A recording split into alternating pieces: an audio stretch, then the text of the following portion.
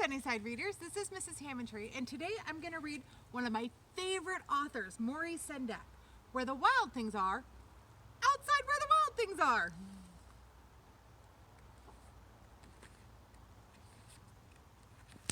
Wild thing. The night Max wore his wolf suit and made mischief of one kind. And another. His mother called him Wild Thing, and Max said, "I'll eat you up." So he was sent to bed without eating anything.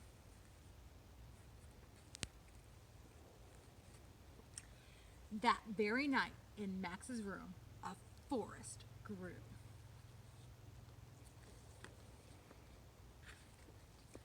And grew.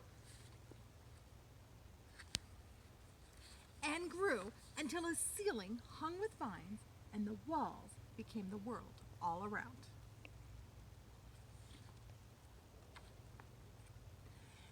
And an ocean come by with a private boat for Max, and he sailed off through the night and day.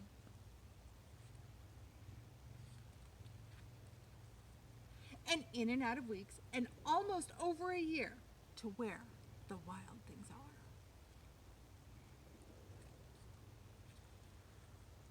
And when he came to the place where the wild things are, they roared their terrible roars and gnashed their terrible teeth and rolled their terrible eyes and showed their terrible claws.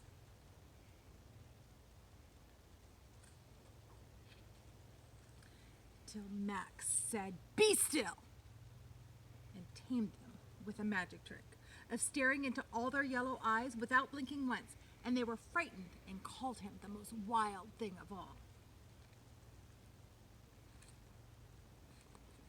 And made him king of all the wild things. "And now," cried Max, "let the wild rumpus start." And they danced. And hung from trees.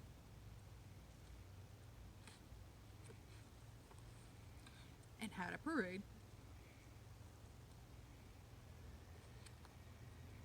"Now stop," Max said, and sent the wild things off to bed without their supper. And Max, the king of all wild things, was lonely and wanted to be somewhere where someone loved him best of all. Then all around, from far across the world, he smelled good things to eat. So he gave up being king of where the wild things are.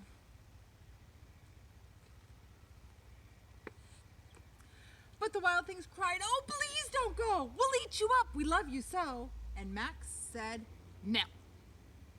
The wild things roared their terrible roars and gnashed their terrible teeth and rolled their terrible eyes and showed their terrible claws. But Max stepped into his private boat and waved goodbye.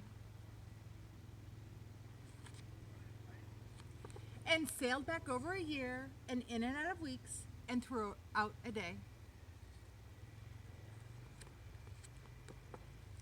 And into the night of his very own room, where he found his supper waiting for him.